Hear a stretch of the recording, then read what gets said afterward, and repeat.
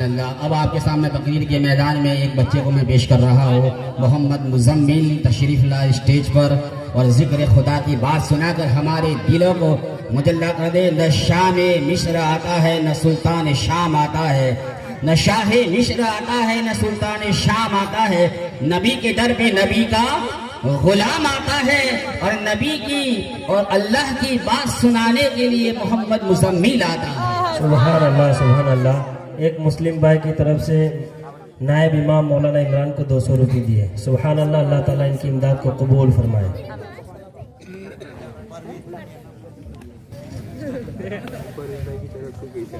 और 500 रुपये इमाम भाई इस्माइल भाई को मौलाना हसन साहब को इनाम दिया। अल्लाह ताला इनके रिस्क में बरकत अता फरमाए। अस्सलामु अलैकुम व रहमतुल्लाहि व बरकातुहू। वालेकुम सलाम व रहमतुल्लाहि व बरकातुहू। अल्हम्दुलिल्लाह अल्हम्दुलिल्लाह रब्बिल आलमीन वल आकिबतु लिल मुत्तकीन। अस्सलातु वस्सलामु अला सय्यिदिल अंबिया'i वल मुरसलीन। अम्मा बाद फअऊज़ु बिल्लाहि मिनश शैतानिर रजीम। अला बिज़िक्रिल्लाहि तत्मइनुल कुलूब। सदक़ल्लाहुल अलीयुल अज़ीम व बल्लगना अला रसूलिल करीम व नहनु अला ज़ालिका लमिनश शाहिदीन वश्शाकिरीन वल्हम्दुलिल्लाहि रब्बिल आलमीन।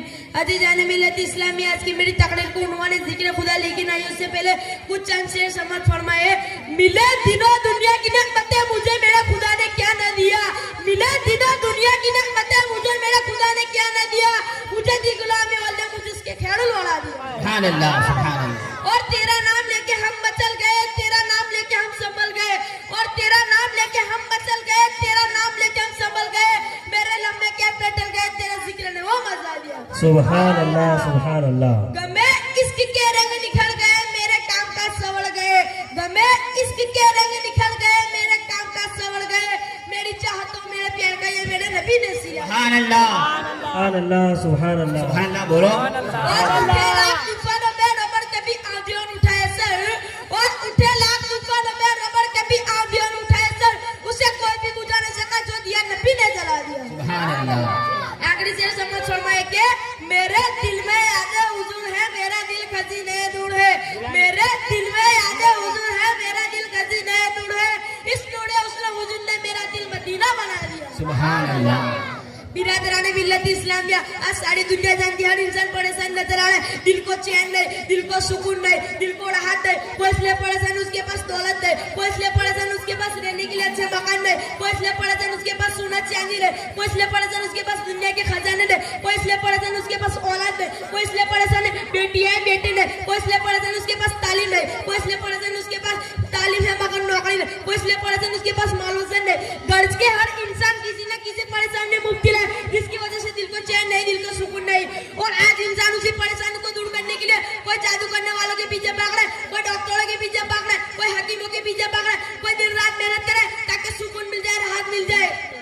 मगर ये सब कुछ करने के बाद दिल को सुकून है, दिल को राहत है। लेकिन ये सुकून तलाश करने वालों, ये राहत तलाश करने वालों, जरा कुरान से पूछो, ये अल्लाह की सच्ची किताब तुमने हर परेशानी का हल मौजूद है। तेरी रहनुमाई दुखियों के दामन में सुख डाल देती है। तेरी तिलावत से हमारे दिल रोशन हो गए। अल्लाह की सच्ची किताब तुमसे कहेगी, ए सुकून तलाश करने वाले इंसानों, सुकून तुम्हें, राहत तुम्हें दुनिया के माल से नहीं मिलेगी।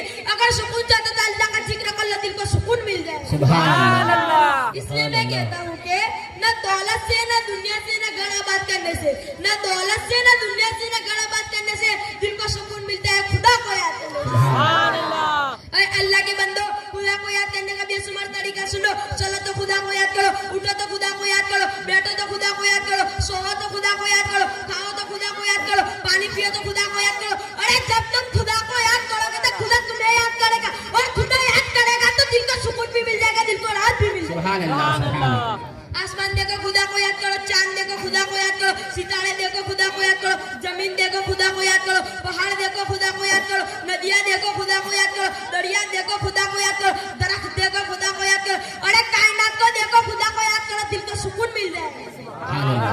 इरशाद रब्बानी फस्कुरुनी अस्कुरुकुम, तुम मुझे याद करो मैं तुम्हें याद करूंगा। बंदों का याद करना लगे, खुदा का याद करना लगे। खुदा फरमाता है, ऐ मेरे बंदो, तुम मुझे जमीन पर याद करो, मैं तुम्हें आसमानों में याद करूंगा। तुम मुझे फर्श पर याद करो, मैं तुझे अर्श पर याद करूंगा। तुम मुझे इंसानों के बीच में याद करो, मैं तुम्हें फरिश्तों के बीच में याद करूंगा।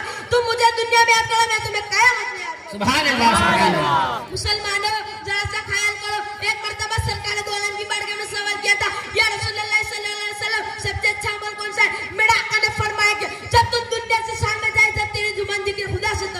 सुभान अल्लाह सुभान अल्लाह। तो जिस तरह तल लकड़ियों को दुनिया क्या नहीं जला सकती, उसी तरह अल्लाह के जिक्र से तर ज़बान को डोसे क्या नहीं जला सकती।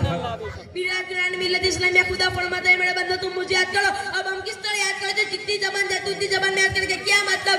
अरबी वाला अरबी में खुदा को याद कर, उर्दू वाला उर्दू में खुदा को याद कर, गुजराती वाला गुजराती में खुदा को याद कर, तमिल वाला तमिल में खुदा को याद कर, तेलुगु वाला तेलुगु में खुदा को याद कर, कन्नड़ वाला कन्नड़ में खुदा को याद कर। अरे बंदो तुम्हें जो जबान आती है उस जबान में याद करोगे तो मैं तुम्हारे जिक्र को पूरी कायनात में कर दूंगा। सुभान अल्लाह सुभान अल्लाह। आज सोफड़ा की बस्ती में नारा लगाया जाता है, गोश का दामन नहीं छोड़ेंगे, ख्वाजा का दामन नहीं छोड़ेंगे। अरे भाई मैं तुमसे पूछा क्या कभी गोश आजम सोखड़ा में आए? क्या कभी ख्वाजा सोखड़ा में आए?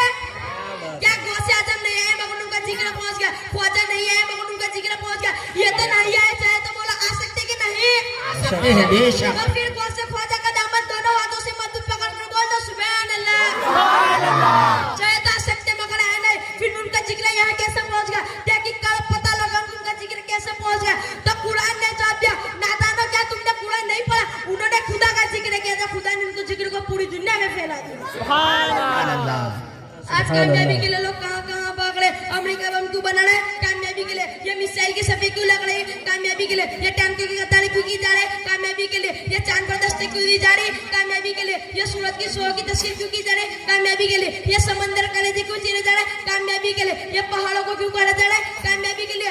लेकिन मेरा खुदा कहता है इस तरह से तुम्हें कामयाबी नहीं मिलेगी। मिसाइल की सफे लगाने से कामयाबी नहीं मिलेगी, टैंकों की कतारें लगाने से कामयाबी नहीं मिलेगी, सूरज की सुबह की तस्वीर करने से कामयाबी नहीं मिलेगी, दरिया को कलेजा चीरने से कामयाबी नहीं मिलेगी।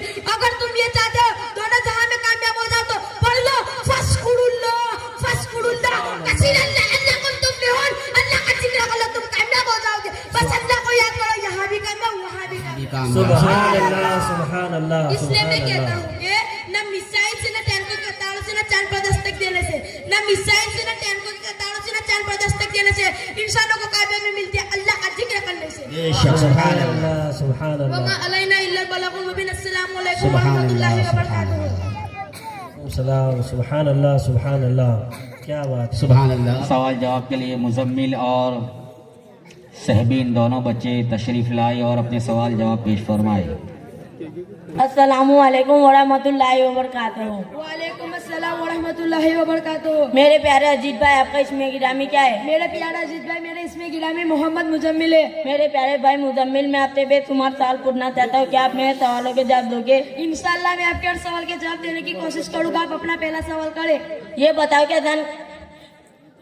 अजान किस वक्त कहना चाहिए? फर्ज नमाज को जमात के साथ मस्जिद में अदा करने के लिए अजान कहना सुन्नत मौकेदा है, लेकिन उसका हुक्म इसलिए वाजिब है, यानी अगर अजान नहीं की तो बस्ती में रहने वाले सब के सब गुनहगार हो ये गए। बताओ कि अजान फर्ज नमाजों के अलावा भी किसी वक्त अजान कही जाती है? मैं आपको बता के जब नमाज का वक्त हो जाए उस वक्त अजान कही जाती है और वक्त से पहले अजान कहना जायज नहीं, और अगर कही दी तो वक्त होने पर दोबारा कहना पड़ेगी। खुतबे के अजान का जवाब देना कैसा है? खुतबे के अजान का जब मुक्तदियों का जबान से देना जायज नहीं। अजान के बाद कौन सी दुआ पढ़ी जाती है? अजान के बाद की दुआ अल्लाहुम्मा रब्ब हाज़िहि दावति ताम्मति वस्सलातिल काइमति आति मुहम्मदिल वसीलल फजीलत व दरफी वल मकामल निलति व तौजुगना सफाती यौमल क़ियामत इन्नका ला तुग़लिबुल मियाद बिरहमति का या अरहमर रहीमीन। नमाज में कायदे के हालत में दुरूद इब्राहिम के बाद कौन सी दुआ पढ़ी जाती है? नमाज में कायदे के अल्लाह तशहुद दुरूद इब्राहिम के बाद दुआए मासूरा पढ़ी जाती है। दुआए मासूरा पढ़कर सुनाओ और उसका तर्जुमा भी बताओ। दुआए मासूरा अल्लाहुम्मा फ़िल वले वालिदैहि वल मन तुवलद वल ज़मीन वल मुमिनीन वल मुमिनात वल मुस्लिमीन वल मुस्लिमात वल अहयाइ मिनहुम वल अमवात इन्नका मुजीबुद दावति बिरहमतिका या अरहमर रहीमीन। दुआए मासूरा का तर्जुमा, ऐ अल्लाह तू बख्शे मुझको, मेरे वालिदैन को, उसको जो पैदा हुआ तमाम मोमिन और मोमिनात को, मुस्लिमीन और मुस्लिमात को, और जो जिंदा और जो मर गए। बेशक तू दुआ कबूल करने वाला, अपनी रहमत के सदके में रहम करने वालों से ज्यादा रहम करने वाला। हमारे सरकार से अदावत रखने वालों का घर कौन सा है, उसकी कुछ निशानियां बयान करो। हमारे सरकार से नफरत रखने वालों का घर डोसे की इसकी कुछ निशानियां ये है। डोसे के एक बहुत बड़ा मकान है जिसका अल्लाह ताला ने काफी मदद से और गुनहगार मुसलमानों को अज़ाब देने के लिए आग भड़काई गई है। डोसे में हर तरफ आगे आगे और उसकी हर चीज आग से बनाई गई है। और डोसे क्या कितनी चीजें अगर एक सुई के नाके के बराबर खोल दी जाए तो उसकी गर्मी से सब जमीन वाले मर जाएंगे। और डोसे में उठ के जैसे बड़े बड़े सांप और खच्चोड़ के बड़े बड़े बिच्छू हो गए, एक सांप के डंक की तकलीफ 40 वर्ष तक रहेगी। आज दुनिया क्या कितनी चीजों से छुआ नहीं जाता और डोसे क्या किससे 70 गुना ज्यादा तेज है। अल्लाह ताला ने सरकार के सदके में डोसे की आग से बचाए। मेरा आपसे आखिरी सवाल है कि हमारे सरकार से मोहब्बत करने वालों का घर कौन सा है, उसकी कुछ निशानियां बयान करो। हमारे सरकार से मोहब्बत करने वालों का घर जन्नत, उसकी कुछ निशानियां ये है। जन्नत एक आलीशान मकान है जिसको अल्लाह ताला ने ईमान वालों के लिए बनाया है। जन्नत के 100 दर्जे है। जन्नत की दीवारें सोने की है, एक ईंट सोने की और दूसरी चांदी की, इसमें हीरो याकूत लगाए गए हैं। जन्नत में लोग खाएंगे पिएंगे लेकिन पाखाना पेशाब थूक बल्कि हर गंदगी से पाक रहेंगे। खुशबूदार डकार और पसीना होगा जिससे खाना हजम हो जाएगा। जन्नत में जन्नती तंदुरुस्त रहेंगे, कभी बीमार नहीं होगी, हमेशा जिंदा रहेंगे, कभी मौत नहीं आएगी, हमेशा कभी बुढ़ापा नहीं आएगा। जन्नत में कभी तकलीफ नहीं होगी, हमेशा आराम रहेगा। अल्लाह ताला ने सरकार के सदके मुझ जन्नत में दाखिल फरमाए। मेरे प्यारे भाई, मैं भी आपसे कुछ सवाल पूछना चाहता हूँ। ये बताओ कि वुजू में कितनी चीजें फर्ज है? वुजू में 4 चीजें फर्ज है। पहला मुंह धोना यानी पेतानी के बाल से लेकर दाढ़ी के नीचे तक के और एक कान की लौ से दूसरे कान की लौ तक पूरा चेहरा धोना। दूसरा, दोनों हाथों की कोने समेत धोना। तीसरा, सर के चौथी हिस्से का मसा करना। चौथा, दोनों पैरों को टखनों समेत धोना। अगर एक बार के बराबर जगह सूखी रहेगी तो वुजू नहीं होगा। दुखती आंख में से दर्द के साथ पानी निकलने से वुजू टूट जाता है? नहीं टूटता। दुखती आंख में से दर्द के साथ पानी निकलने से वुजू टूट जाता है। अज़वाज मुतहहरा जाना हमारे नबी की पाक बीवियों के नाम बताओ। हजरत खदीजा रज़ी अल्लाह ताला अन्हा, हजरत सौद रज़ी अल्लाह ताला अन्हा, हजरत आयशा रज़ी अल्लाह ताला अन्हा, हजरत ज़ैनब रज़ी अल्लाह ताला अन्हा, हजरत हफ्सा रज़ी अल्लाह ताला अन्हा, हजरत ज़ैनब रज़ी अल्लाह ताला अन्हा, हजरत उम्मे सलमा रज़ी अल्लाह ताला अन्हा, हजरत उम्मे हबीबा रज़ी अल्लाह ताला अन्हा, हजरत मैमूना रज़ी अल्लाह ताला अन्हा, हजरत सफिया रज़ी अल्लाह ताला अन्हा। नमाज जनाजा फर्ज है वाजिब? नमाज जनाजा फर्ज किफाया यानी किसी एक ने पढ़ी तो सबके सब बड़ी उज्जिमा हो जाएगी। अगर किसी एक ने भी नहीं पढ़ी तो सबके सब गुनहगार हो जाएंगे। कयामत की कुछ निशानियां बयान करो। कयामत की कुछ निशानियां ये है, कयामत में 3 हफ्तों के लोग जमीन में घुस जाएंगे। इल्म उठ जाएगा यानी उल्मा को उठा ले जाएंगे। जहालत बहुत बढ़ जाएगी, जिनाकारी बढ़ जाएगी और छोटे बड़े का लिहाज न रहेगा। मर्द कम होगी, औरतें ज्यादा होगी। यहाँ तक कि एक मर्द की सरपस्ती में 50 औरतें होगी। एक बड़ा दज्जाल और 3 छोटे दज्जाल पैदा होंगे। सबके सब नबी होने का झूठा दावा करेंगे। माल बहुत ज्यादा होगा। मुल्क अरब में बात खेती और नहरें होगी। दिन इस्लाम पर चलना बहुत मुश्किल हो जाएगा। लोग दुनिया के लिए पड़ेंगे। लोगों पर ज़कात देना भारी पड़ेगा। लोगों पर ज़कात देना भारी पड़ेगा। मर्द अपनी बीबी की बात मानेगा, माँ बाप की बात नहीं मानेगा। गाने बजाने आम हो जाएंगे जैसे डीजे शादियों में बैंड। बेइज्जत और बूढ़े लोग बड़े बड़े महलों में रहेंगे। आसमान से हजरत ईसा अलैहिस्सलाम उतरेंगे। सूरज मगरिब यानी पश्चिम तरफ से निकलेगा और क़यामत के 40 साल पहले खुशबूदार ठंडी हवा चलेगी जिससे तमाम मुसलमानों की रूह कब हो जाएगी और हर तरफ काफिर रहेगी और काफिरों पर क़यामत आएगी। ये सारी की सारी निशानियाँ क़यामत के पहले की है। मैं ये जानना चाहता हूँ ईद के दिन औरतों को कौन सी नमाज पढ़नी चाहिए? आजकल औरतें ईद की नमाज पढ़ती हैं मगर उनको बता दूं कि औरतों पर ईद की नमाज वाजिब नहीं, क्योंकि ईद की नमाज के लिए जमात पढ़ते और औरतों का खुतबा जमा नहीं होता, इसलिए औरतों पर ईद की नमाज वाजिब नहीं। लेकिन मर्दों की ईद की नमाज के बाद औरतों को अपने घर में नफल नमाज पढ़ना अफजल है। नमाज फजर और नमाज ईशा जमात के साथ पढ़ने की फजीलत क्या है वो बयान करो। हमारे आका हजरत मोहम्मद सल्लल्लाहु अलैहि वसल्लम ने फरमाया, जिसने भी ईशा की नमाज जमात के साथ पढ़े उसे आधी रात इबादत करने का मिलता है और जिसने भी फजर की नमाज जमात के साथ पढ़े उसे पूरी रात इबादत करने का साथ मिलता है।